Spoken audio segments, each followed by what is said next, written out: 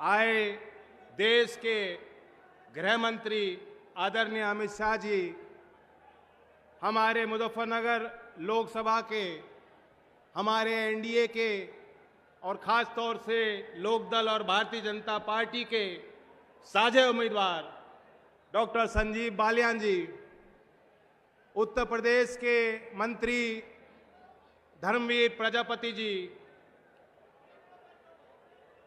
हमारे पार्टी के अनिल जो अभी इन्होंने शपथ ली और आपके आशीर्वाद से मंत्री बने उत्तर प्रदेश में,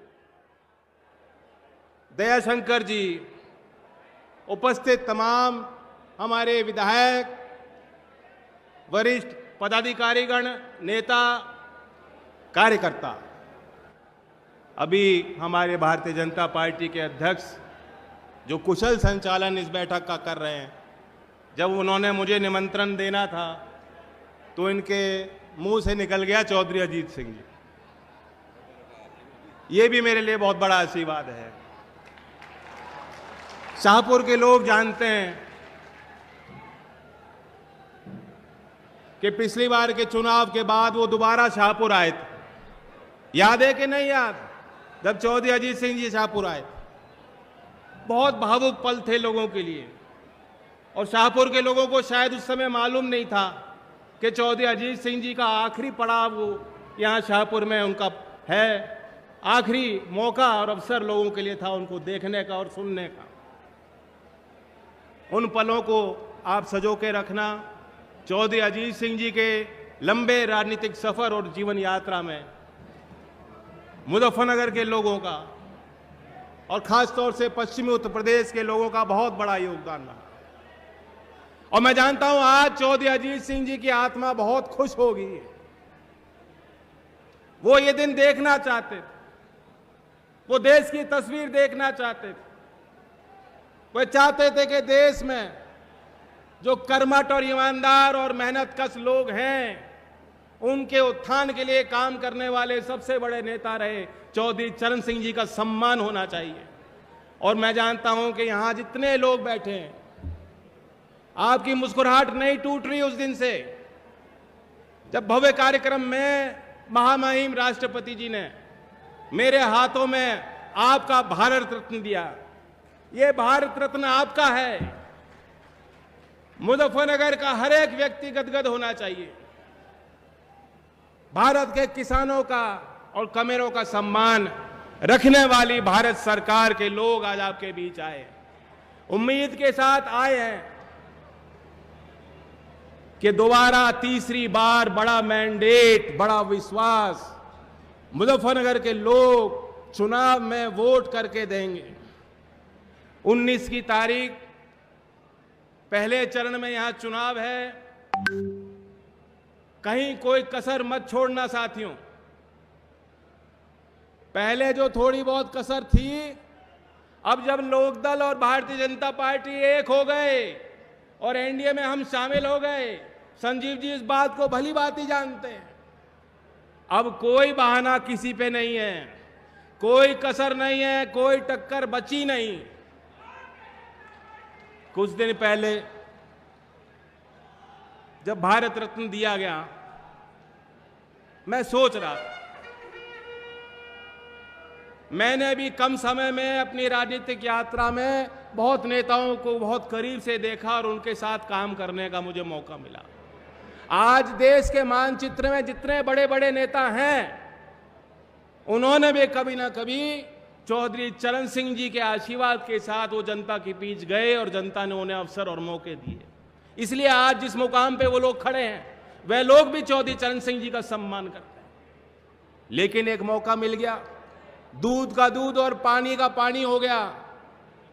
हमें देखने का और परखने का मौका मिल गया कि जो कल परसों तक जब लोकदल का साथ राजनीतिक तौर से जिन पार्टियों और नेताओं के साथ था वोट लेने के लिए, वे लोग चौधरी चरण सिंह जी का नाम मंचों से लेते थे।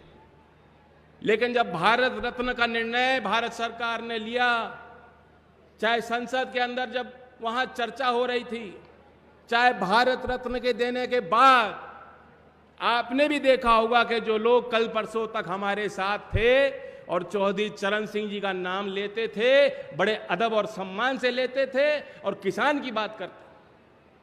चौधरी चरण सिंह जी को जब भारत रत्न दिया गया है, आप उनके सोशल मीडिया पे जाके देख सकते हैं, एक बयान आपको नहीं मिलेगा, इन्हें कहीं कोई खुशी नहीं है। उन्हें समझ नहीं आ रहा कि हम क्या करें और क्या बोलें और कैसे कैसे हम अपने चुनाव लड़ें।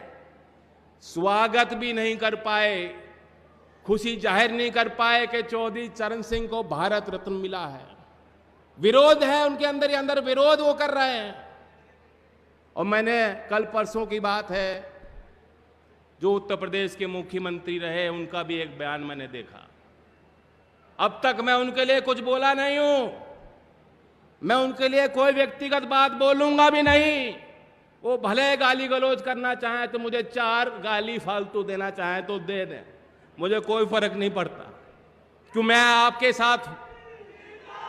लेकिन एक बात बता देना चाहता हूं, मुजफ्फरनगर के लोगों से मेरी खास अपील है। मेरा इतना तो अधिकार आप पे बनता है कि नहीं बनता। मैं खास निवेदन करने आया हूं, हम लोगों की प्रतिष्ठा दांव पे लगी है। इन्हें बता देना, ऐसा वोट देना और इस तरीके से जिताकर इनको दिल्ली भेजना संजीव जी को, कि वो लोग जान जाएं मैं पलटा नहीं हूं। इसे पलटना नहीं कहते, इसे पटकनी मारना कहते हैं, पटकनी देनी है। मल विद्या वो थोड़ी बहुत जानते हैं, थोड़ी बहुत मैं भी जानता हूं। मुझे बड़ी खुशी हुई, शाहपुर में आकर मैंने पूछा, इसी कॉलेज के प्रबंधक से मेरी बातचीत हुई। यहीं ग्राउंड में 40 लाख रुपए कुश्ती हॉल के निर्माण के लिए मैंने अपनी निधि से लगाए हैं, उसका निर्माण जल्द होगा। और यहाँ के प्रबंधक मुझे बता रहे थे कितना टैलेंट है यहाँ बच्चों में। अभी स्टेट की जो प्रतियोगिता हुई कुश्ती में, 12 मेडल शाहपुर में इसी संस्था में पढ़ रहे बच्चों ने 12 मेडल जीते, बहुत बड़ी उपलब्धि। यहीं पास में काकड़ा गांव है, पुनीत बालियान स्वर्ण पदक जीत के आया। मैं जानता हूं बहुत खुशी की एक लहर पूरे क्षेत्र में गई।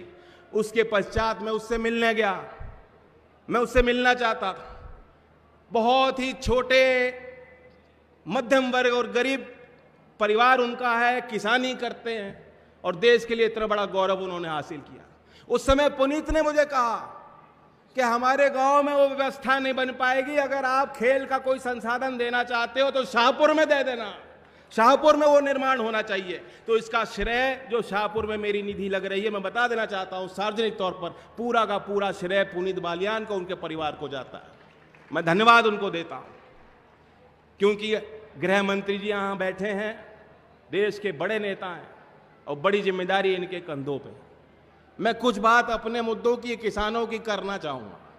अब लोकदल और बीजेपी एक हैं, हमारे प्रतिनिधि प्रदेश की सरकार में भी है, और जब हमने दृढ़ निश्चय के साथ ये निर्णय लिया कि हमें आगे और गति देनी है, तो ये बात तो तय है कि प्रदेश और देश भर में किसानों को जब तीसरा मैंडेट मोदी जी को मिलेगा, प्रधानमंत्री की शपथ वो लेंगे, तो देश का किसान विश्वास कर सकता है कि किसानों को लाभकारी मूल्य दिलाने के लिए उनके साथ सामाजिक न्याय हो, मुख्य धारा में उनकी गिनती बने। तमाम प्रयास, जो कोई कसर रह गई होगी, तमाम प्रयास मिलकर हम लोग करेंगे। आप विश्वास कीजिए, मुजफ्फरनगर के गन्ने की फसल दुनिया में चर्चित है, गुड़ का बहुत बड़ा व्यापार है। प्रदेश सरकार की 1 डिस्ट्रिक्ट 1 प्रोडक्ट योजना में भी यहाँ गुड़ का एक चयन हुआ है मुजफ्फरनगर के लिए। तो गुड़ की मिठास, गन्ने की मिठास भी बढ़ाई जा, किसानों को भी उसको बेहतर लाभ मिल सके, इसके लिए भी हम लोग फैसले लेंगे। समझदार के लिए इशारा ही बहुत होता है, बाकी आचार संहिता है, हम सब के लिए नियम बने हैं, लेकिन जो खेती किसानी करते हैं उन्हें मालूम होना चाहिए कि वो सरकार जो चौधरी चरण सिंह जी को सम्मान दे सकती है। इससे पहले भी सरकारें थी, इससे पहले भी लोग प्रधानमंत्री रहे, चौधरी साहब को लोग मानते भी होंगे, लेकिन उनके लिए इतना बड़ा फैसला अब तक कोई सरकार ले नहीं पाई। नरेंद्र मोदी जी के प्रधानमंत्री पद को संभालते हुए ये एक ऐतिहासिक फैसला भारत सरकार ने लिया है और ये साफ साफ दिखाता है कि भारत सरकार की प्राथमिकता किसान और कमेरों के लिए है और हमारी जवाबदेही भी आपके लिए है। तो इसलिए बड़ा दिल दिखाना, मैं लोकदल के कार्यकर्ताओं से आखिर में एक दोबारा अपील करता हूं, हमने और आपने तो बहुत संघर्ष किया, लेकिन आपको और बड़ा दिल दिखाना होगा। दुष्यंत कुमार जो प्रसिद्ध कवि हैं, उनकी एक छोटी सी पंक्ति याद आ रही है, मैं सुना देता हूं कि सच है कि पावों ने बहुत कष्ट उठाए। ये जो हम लोग विपक्ष में रहे तो उस समय की बात है, हमने बहुत संघर्ष किया, बहुत संघर्ष करके यहां आए हैं मंच पे, हम साझे मंच पे हम लोग खड़े हैं। तो दुष्यंत कुमार जी ने कहा है कि सच है कि पांव ने बहुत कष्ट उठाए पर पांव किसी तरह राह पे तो आए। तो अब लोकदल के कार्यकर्ताओं को बड़ा दिल दिखाकर, क्योंकि हमारी राह, हमारे रास्ते एक हैं और मुजफ्फरनगर से दिल्ली जाने का रास्ता है। अगर आप मुझे मजबूती देना चाहते हो, अगर आप मुझे ताकत देना चाहते हो, अगर आप चौधरी चरण सिंह के विचारों को आगे ले जाना चाहते हो, अगर आप चौधरी अजीत सिंह जी के अधूरे कार्यों को पूरा करना चाहते हो, तो डॉक्टर संजीव बालियान को बहुमत के साथ आप चुनाव जिताइएगा। धन्यवाद।